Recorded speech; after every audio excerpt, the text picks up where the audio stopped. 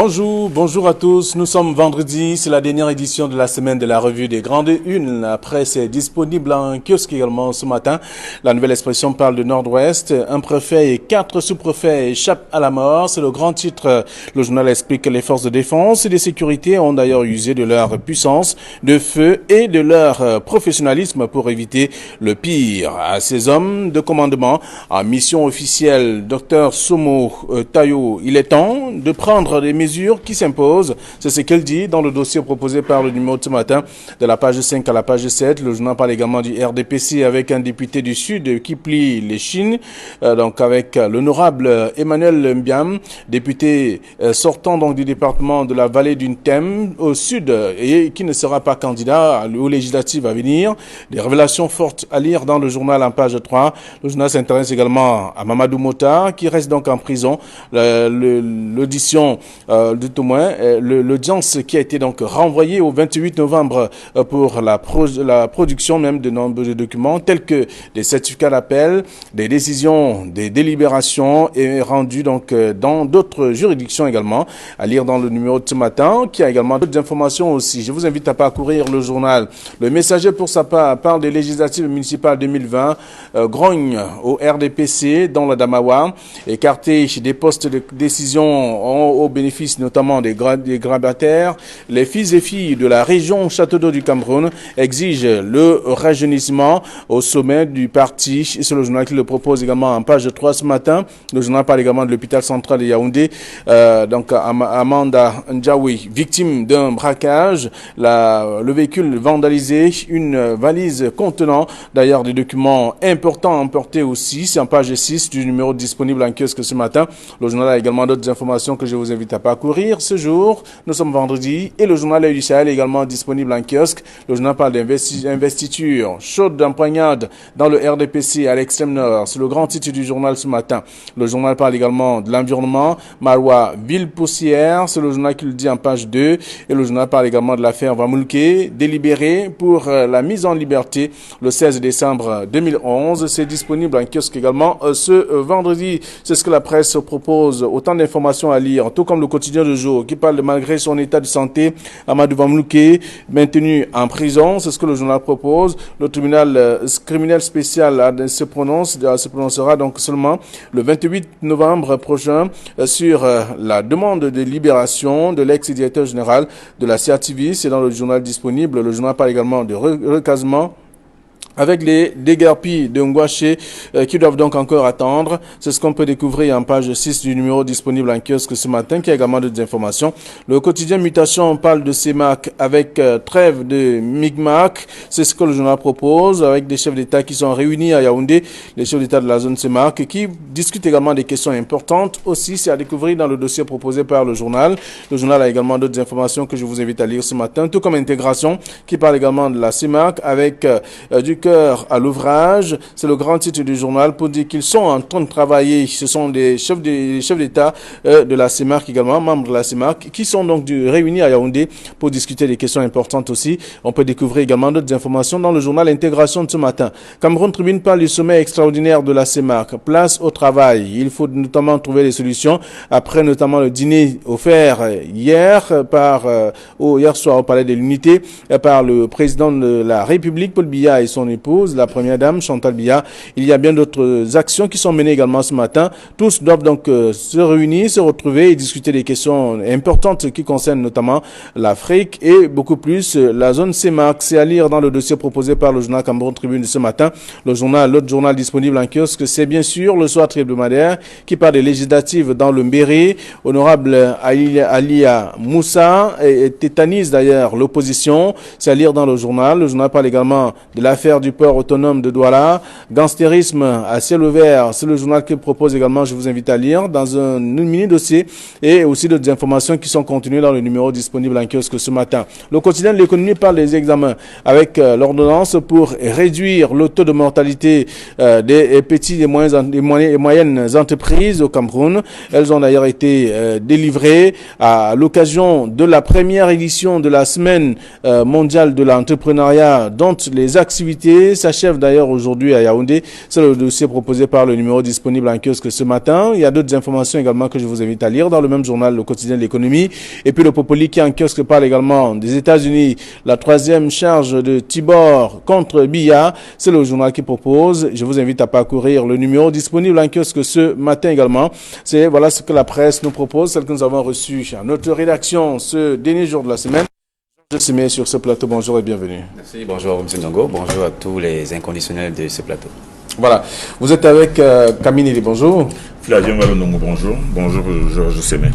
Et voilà, avec vous, nous allons faire le tour de quelques sujets traités par la presse. Comme vous le savez, la politique a pris le dessus depuis quelques temps, depuis la convocation du corps électoral. On voit bien que la nouvelle expression s'intéresse à autre chose. Également, ce matin, à la grande une, on parle du Nord-Ouest, un préfet et 4 sous-préfets échappent à la mort.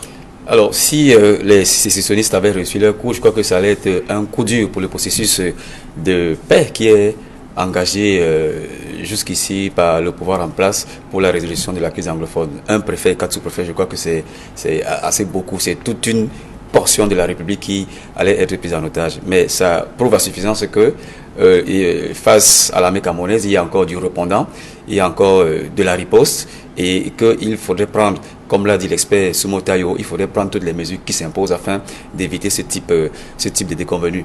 Il est bien vrai que l'État a pris sur pied quelques mesures dans le grand dialogue national, mais il y a eu avant cela la mise en place d'un DDR, démobilisation des armements et réinsertion de ces combattants, mais ça ne suffit toujours pas. Ça ne suffit pas et je crois qu'il faudrait penser à une autre formule qui permettrait que ce type d'attaque ne soit plus légion. Avant, ce préfet et les sous-préfets, il y a eu d'autres préfets et sous-préfets, mais il y a également eu le ministre de la Défense lui-même qui, en séjour dans cette partie, a essuyé des tirs des sécessionnistes. Donc, je crois que la menace est toujours là, voilà, des gouverneurs également. La menace est toujours là et je crois que la solution, comme on l'a toujours dit, n'est toujours pas militaire parce que à côté de l'armada de notre armée, il y a une riposte aussi de l'autre côté avec une certaine armada. Donc, la solution militaire ici, si elle est une solution, mais elle n'est pas toute la solution. Je crois qu'il faut engager d'autres démarches afin que on revienne à une situation de paix dans ces deux régions. D'accord. Alors, Camille, le titre de la nouvelle expression prouve quand même qu'il y a toujours l'insécurité dans la région du Nord-Ouest.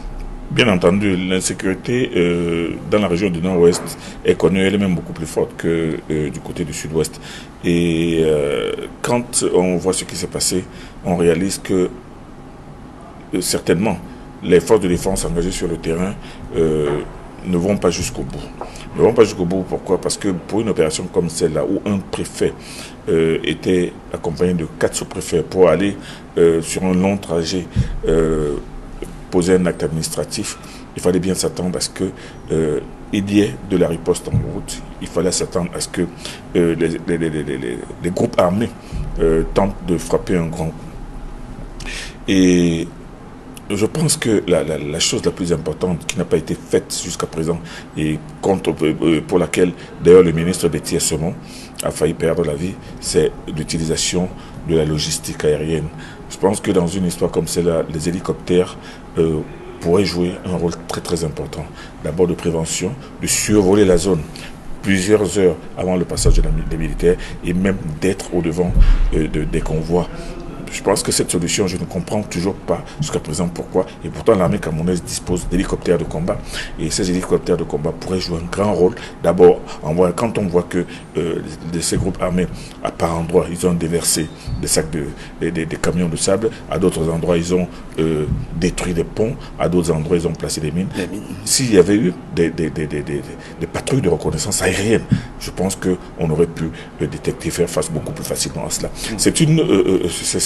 C'est une vision absolument technique. Elle est technique parce que si on se contente de quitter Bamenda pour aller à Balikumbat en se disant que bon, on va voir ce qu'ils vont faire, on a beau être dans des fourgons blindés et avoir dans la troupe plusieurs dizaines de militaires, on ne sait pas ce qui peut se passer avant. Mais si il y a une couverture aérienne conséquente, moi je pense que les choses auraient pu se passer différemment et pourraient se passer différemment. Donc moi je pense que cette équation de la couverture aérienne jusqu'à présent manque aussi bien au sud-ouest qu'au nord-ouest.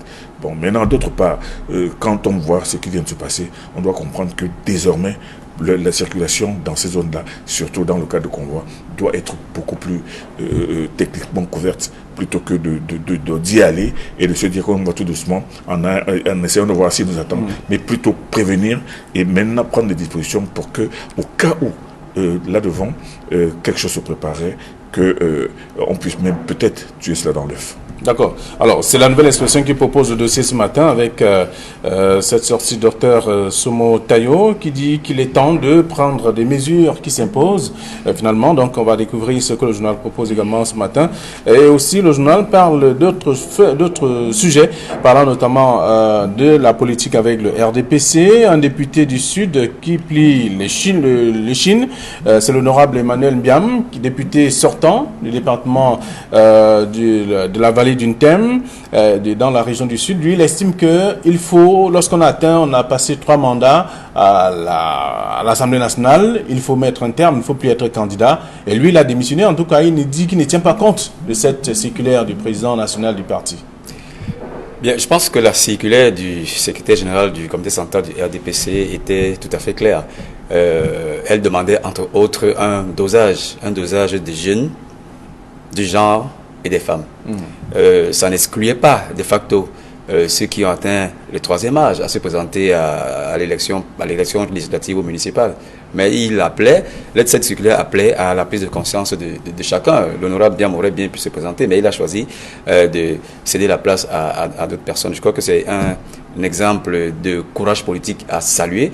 Et je pense que ça devrait faire effet domino dans d'autres circonscriptions, pas seulement dans le Sud, où on voit certaines personnes très âgées aujourd'hui incapables de représenter le peuple devant une circonscription ou alors à l'hémicycle, candidater quand même, alors que non seulement ils n'ont pas un bon bilan, mais leur état de santé n'est pas un état de santé qui leur permet de défendre les intérêts du peuple à l'hémicycle. Donc je pense que c'est un courage politique de sa part, mais ça devrait faire effet domino ailleurs, à ce qu'on non seulement qu'on donne la chance à d'autres ressources politiques du même parti de faire valoir ce qu'ils connaissent de la politique, ou alors d'apprendre un peu comme ceux qui sont aujourd'hui ont appris auparavant. Donc je crois que c'est une certaine émulation politique au sein du RDPC qu'il faut saluer, mais il faut que ce soit une émulation d'envergure, et l'exemple du Sud devrait faire leçon dans d'autres circonscriptions, ou alors dans d'autres partis politiques, ou alors dans d'autres circonscriptions où le RDPC est engagé.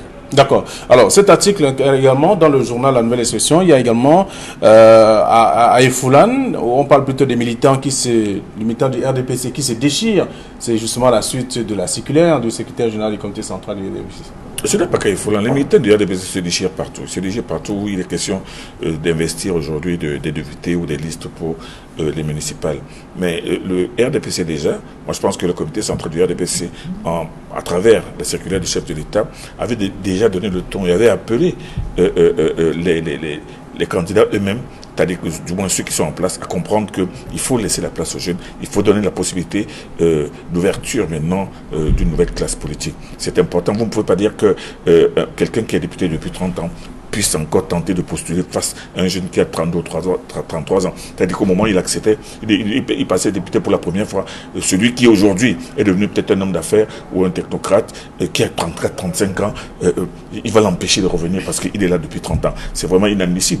De même, on ne peut pas comprendre que M. Kavaï Djibril, qui est député depuis 1970 et président de l'Assemblée nationale depuis 1992, puisse encore penser à briguer un nouveau mandat de député, alors qu'il devrait se dire que j'ai déjà donné, d'autres peuvent le faire. C'est incroyable. Donc moi je pense que ceux des classiques du RDP, c'est surtout les députés qui cumulent 3, 4, 5 mandats, qui pensent encore ou qui se disent qu'avec l'argent ou avec l'emprise qu'ils peuvent avoir sur les populations, ils peuvent de nouveau passer. Moi je pense qu'ils vont faire du mal au RDPC parce que le lectorat, c'est les jeunes. Et les jeunes les ont vomis depuis très très longtemps. Et l'effet contraire peut se retourner contre le RDPC. Ça veut dire que les jeunes peuvent carrément voter contre le RDPC. Et c'est le RDPC qui va en souffrir. Donc moi je pense que le secrétaire, aussi bien le secrétaire général du RDPC que le président même du parti du RDPC devrait faire preuve d'un peu plus de fermeté, surtout à l'égard dinosaures qui ne veulent pas partir. Quand on a fait 4 mandats, il y a le maître Mbiam, regardez, maître Mbiam a fait 4 mandats,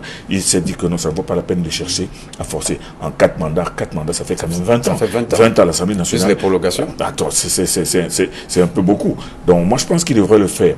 Et aujourd'hui, surtout du côté du nord, de la Damaro du nord et de l'extrême nord, la situation se pose avec acuité. Il faut que les vieux députés, et ceux qui sont là depuis trop longtemps, cèdent le passage et permettent à la population d'être face ou bien de choisir d'autres jeunes qui peuvent apporter quelque chose de nouveau aujourd'hui dans ces régions où il y a des manques d'eau, il y a le manque d'électricité, il y a le manque d'école, il y a le manque de ceci et de cela. Il y a des jeunes qui apportent une force nouvelle et des idées nouvelles et certainement une énergie nouvelle. Moi, je pense que les RDPC devraient aller beaucoup plus loin. Parce que les RDPC, on constate que les RDPC dans certaines circonscriptions a eu le courage de faire partie des députés qui n'ont fait que ce mandat. Bon, le RDPC a pu organiser des élections dans d'autres circonscriptions où il a compris qu'il y a un député qui a fait 4 mandats, mais qui veut toujours se représenter, a été battu par un jeune qui, lui, n'a rien, mais qui est poussé par, qui a été porté par les populations. Donc, si le RDPC peut faire partir, ou peut donner la possibilité à ce qu'un député qui a fait un seul mandat puisse partir, pourquoi alors continuer à maintenir des députés qui ont fait 5 ans, 30 ans? Donc, moi, je pense qu'aujourd'hui, la balle est dans le camp du RDPC. Le RDPC doit comprendre qu'il peut jouer cette propension. Il peut imploser. Il peut imploser et donner plutôt une ouverture vers l'opposition, parce que la jeunesse, qui est d'ailleurs la plus nombreuse à voter, peut sanctionner justement le RDPC. Comme en 2013. Alors, c'est donc une affaire de pouvoir, et voyez-vous, ceux qui ont du pouvoir, ceux qui ont le pouvoir ne veulent pas laisser le pouvoir. Ce n'est pas seulement une affaire de pouvoir. Hein. Je crois qu'il faut penser au sein de nos partis politiques à veiller sur la qualité de la ressource humaine politique. Et nos partis en souffrent aujourd'hui. On se retrouve à avoir des représentants, des élus de la nation qui ne savent absolument rien en politique, qui ne peuvent même pas siéger dans une commission. Là, je prends le cas de la Chambre basse, l'Assemblée nationale, qui ne peuvent même pas siéger dans une commission spécialisée parce qu'ils n'en ont pas la qualité et qui sont là quand même en tant que représentants du peuple. Donc, les formations politiques devraient aujourd'hui veiller à ce qu'il y ait quand même des élus de qualité. De qualité. De par leur cursus d'abord, mais également de par la formation politique qu'ils vont recevoir dans ces partis politiques. Et ça va nous éviter un peu ce spectacle de ces élus qu'on retrouve à l'Assemblée nationale en train de somnoler et qui n'attendent que lorsqu'on sonne le gong pour lever la main et dire que oui, alors qu'ils ne savent même pas en réalité ce qu'ils votent. Donc je crois que c'est une question profonde qui devrait être explorée au sein des partis politiques et qui devrait également appeler la conscience nationale, la conscience politique nationale à ce que ce type de dérive soit évité. Je pense, Georges Hébert, que la conscience individuelle même de ces dinosaures qui ont fait 20 ans, 15 ans, 20 ans à l'Assemblée nationale, ils devraient comprendre que non, il ne faut pas ridiculiser le RDPC parce que c'est couvrir le RDPC de ridicule, de toujours revoir les mêmes têtes qui sont là depuis 20 ans et vouloir continuer, depuis là 30 ans qui veulent continuer. Moi, je pense qu'il est important pour le RDPC d'être beaucoup plus ferme dans ces investitures, de cette élection qui, les gens ne le savent pas, est une élection majeure parce qu'elle marque un tournant dans la vie et l'histoire du Cameroun. Très bien. Alors, donc on va lire l'article dans le journal La Nouvelle Expression parlant du RDPC avec un député du Sud qui plie les chines et également à Ifoulan. Les militants du RDPC se déchirent. On voit également dans le journal Le Messager parlant des législatives municipales 2020 grogne au RDPC dans la Damawa avec des personnes qui ont été écartées des postes de décision au bénéfice notamment des grabataires. Les fils et filles de cette région, Château d'eau du Cameroun, exigent d'ailleurs le rajeunissement au sommet du parti. On va lire tout ça également. Alors, il y a aussi l'œil du Sahel qui parle d'investiture, chaud d'empoignade dans le RDPC à l'extrême nord. C'est la suite notamment de tout ce qu'on venait de dire. Les lecteurs vont également découvrir ce que la presse a proposé comme traitement. Et dans toujours l'œil du Sahel, il y a l'affaire Vamoulke, libéré pour la mise en liberté le 16 décembre. Oui, c'est une affaire qui embarrasse beaucoup de personnes. Nous, personnellement, parce que c'est un confrère journaliste et beaucoup d'autres Camerounais. Je crois qu'il y a 2 affaires à Moulke. La première affaire qui concerne le détournement de fonds publics en coaction. Et la présomption. Présomption. L'affaire concerne les détournements. Donc ça veut dire qu'il est présumé. Et il y a l'autre affaire qui concerne sa mise en liberté provisoire, vu son état de santé assez délicat. Donc c'est une affaire dans l'affaire. Et celle qui est évoquée aujourd'hui par nos confrères de l'Heure du Sahel, c'est le dossier qui concerne sa mise en liberté provisoire dans l'affaire des détournements de fonds publics. Donc, le tribunal a tranché, le ministère public devait présenter ses réquisitions, mais il ne l'a pas fait. Et l'affaire a plutôt été renvoyée pour le 28 novembre prochain. Et vous savez que le délibéré en lui-même sera certainement fait le 16 décembre. Donc c'est une affaire que nous suivons, mais il faut quand même relever que ça fait bientôt un peu plus de 3 ans que M. Vamulke est détenu à la prison centrale de Kodengui et qu'on en est au moins, tout dossier confondu, au 26e ou au 27e renvoi. 32e, excusez-moi du peu. Et je crois que c'est assez saisissant pour nous qui suivons cette actualité. Et ça pose une fois de plus le sempiternel problème des lenteurs judiciaires, la longueur que prend l'instruction des dossiers. Et on nous fait... Il y a certains qui disent que c'est un dossier vide, etc., etc. Mais on n'est pas encore rentré dans le fond de l'affaire. Mais je crois quand même que 32 renvois, c'est assez pour qu'on rentre désormais dans le droit afin que ce droit soit dit. S'il est coupable de détournement, coupable de détournement de fonds publics, qu'il encourt la peine qui est prévue par le code pénal, et s'il n'est pas coupable, qu'on le libère tout simplement. Mais il faut que ça aille vite afin qu'il soit libéré ou pas. Et il a des problèmes de santé, il a amené quelques certificats médicaux qu'il prouve, et je crois qu'il faut que la justice se passe également sur ce dossier afin que si il peut bénéficier d'une mise en liberté provisoire pour se faire soigner, qu'on la lui donne, comme ça a été le cas avec d'autres qui sont partis, et pour qui certains ne sont même jamais revenus. Alors, c'est déjà s'interroger s'ils étaient même malades, mais pour son cas, il a présenté les pièces sanitaires à propos, et il faut que le tribunal pense à se pencher là-dessus. Et le rendez-vous, je crois, a été pris pour ce 28 novembre. D'accord. Alors, donc, l'Œil du Sahel parle donc de l'affaire Vamulke, délibéré pour la mise en liberté le 16 décembre. Le quotidien de jour propose également la une. Malgré son état de santé, Amadou Vamulke est maintenu en prison. Georges, c'est bien, vous l'avez dit. Il y a 2 affaires Vamulke. La première affaire Vamulke, c'est cette affaire de présomption de détournement qui est examinée par la justice depuis maintenant 4 ans. En 4 ans, il y a eu 32 renvois. Et vous voulez me dire que les magistrats n'ont pas été capables de mettre en état un dossier depuis 4 ans, alors qu'on s'est empressé d'interpeller M. Vamulke il y a 4 ans, et en estimant qu'il a détourné l'argent, mais 4 ans après, le dossier n'est toujours pas, on n'a pas pu rassembler suffisamment d'éléments. Cela veut dire quoi? Cela veut dire que quand dans cette affaire Vamulke, il a d'abord fallu l'arrêter et maintenant commencer à chercher les preuves par la suite. Ne trouvant donc pas les preuves, le tribunal est incapable d'ouvrir les débats et maintenant ça commence à durer. Bon, pendant que ça dure, M. Vamulke est tombé malade parce qu'il faut voir la situation dans laquelle il se trouve. C'est un homme de 69 ans. Vous imaginez, il est détenu depuis 4 ans dans une petite pièce exécutée dans des conditions extraordinaires et surtout regardez son état de santé psychologique. Vous devez comprendre que ce monsieur-là ne peut que s'enfoncer et devenir malade. Dans la première affaire Vamulke qui concerne la présomption de détournement qui n'arrive toujours pas à être examinée est déjà une affaire suffisamment poignante qui démontre tout simplement non pas seulement les lenteurs judiciaires, mais moi je pense que certains esprits ne peuvent pas s'empêcher d'aller en parlant de forfaiture judiciaire. On ne peut pas garder une personne en prison pendant 4 ans sans que ce dossier soit ouvert et débattu. La deuxième affaire, c'est l'affaire de sa santé. Effectivement, rester en prison depuis 4 ans dans des conditions absolument exécrable, il est tombé malade, il a eu recours à des examens qui démontrent qu'il est sur le point de perdre l'usage de ses jambes. Et moi, sur ce plan-là, sur le plan humanitaire, sur le plan humain, je pense qu'en demandant une liberté provisoire, on devait lui donner la possibilité de se soigner. Mais qu'est-ce qu'on dit? On est en train de retarder ces possibilités en estimant qu'il n'a pas de domicile fixe. Et c'est l'une des raisons pour laquelle on l'a arrêté. On dit qu'on vous arrête parce que vous n'avez pas de domicile connu. Extraordinaire. Quelqu'un qui a été directeur de la CRTV pendant 11 ans, il n'a pas de domicile connu.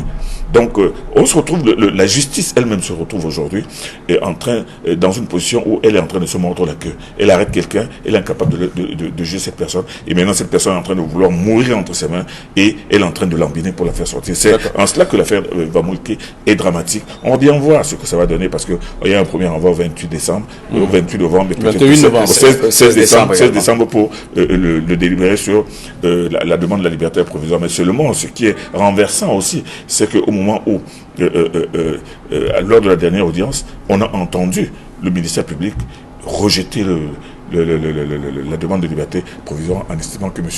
Amadou Vamulke n'a toujours pas de domicile connu. Malgré les documents qui l'attestent, il a une maison à Yaoundé, il a une maison dans son village et on ne voit pas comment on ne peut pas savoir où le retrouver. Donc, voilà donc la complexité absolument naïve de cette affaire Vamolke. Ok. Alors, donc, on va lire l'article dans l'Œil du Sahel et bien entendu le message, le quotidien Le Jour, pardon, de ce matin, qui propose également tout un dossier sur le sujet. Alors, on va parler également du MRC avec Mamadou Mota, qui reste en prison également. L'audience a été renvoyée au 28 novembre pour la production des documents. C'est ce que le journal nous apprend.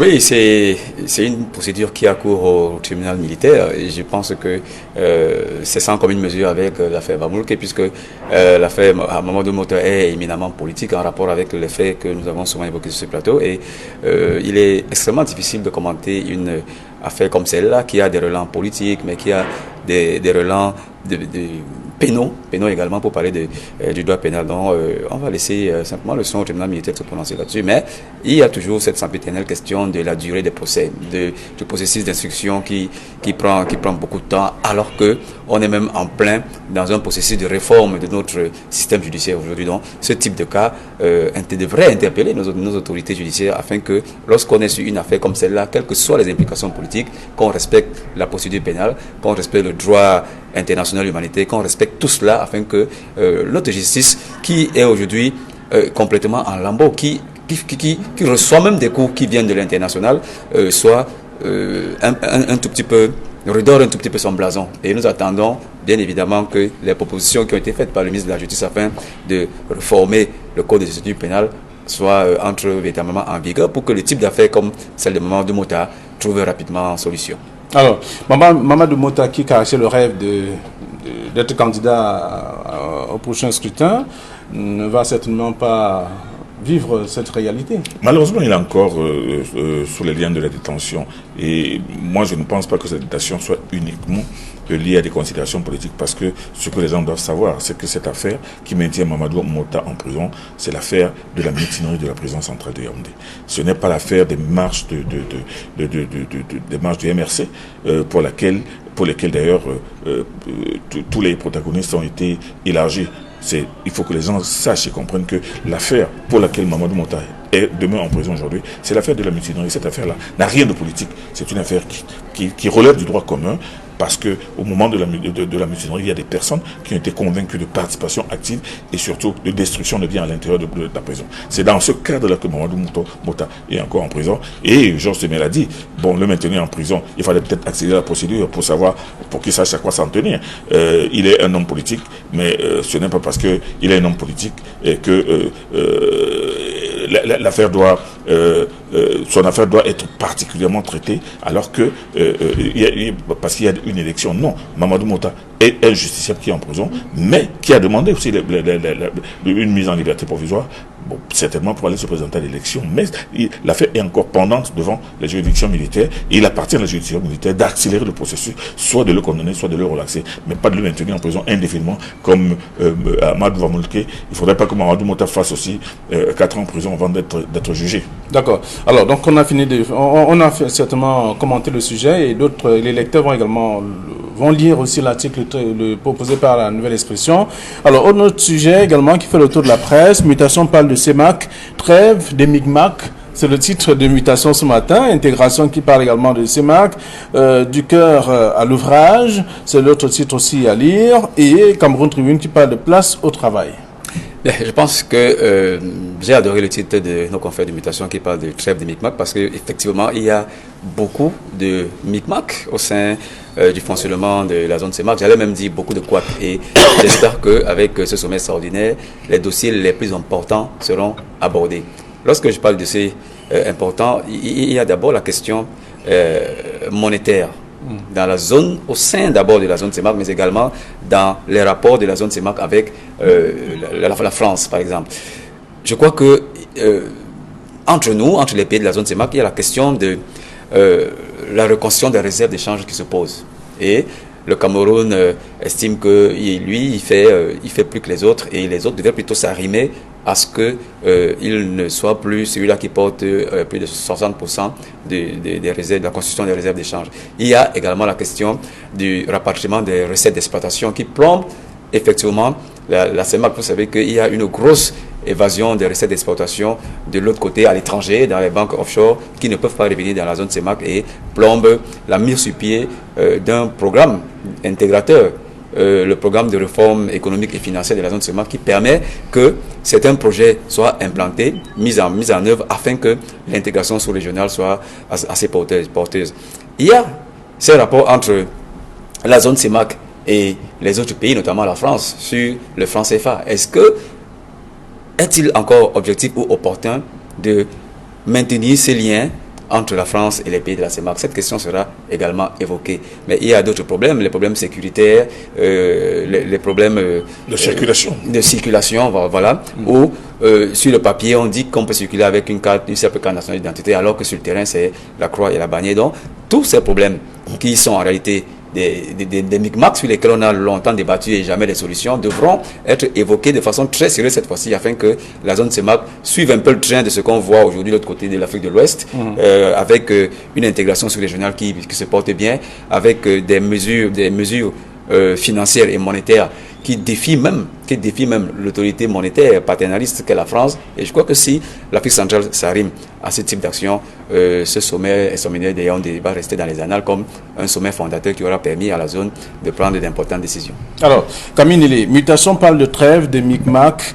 intégration parle donc du cœur à l'ouvrage, Cameroun Tribune qui vient également parle de place au travail. Y a-t-il un malaise à la CEMAC à la lecture de tout ça? Il y a un malaise et moi je pense que Georges Sémé vient de brillamment répertorier tous ces malaises et surtout tout ce qui peut être considéré comme des micmacs. C'est-à-dire que la CEMAC est en train de tourner sur lui-même, il est en train de courir dans le sac, comme on dit au quartier. Et moi je pense que cette réunion, du moins les journaux, estime que cette réunion, cette rencontre entre les chefs d'État devrait leur donner la possibilité maintenant de revoir, d'entrevoir l'avenir avec un peu plus d'efficacité, avec un peu plus d'efficience, et pour que la zone CEMAC, au moins, ça rime, ou soit sur la même longueur d'onde que la CEAC, qui est beaucoup plus dynamique sur tous les plans. Il faudrait bien que, justement, comme l'a dit ce journal-là, place au travail, que les gens s'assoient, se mettent vraiment résolument au travail, et commencent à œuvrer dans le sens d'une intégration réelle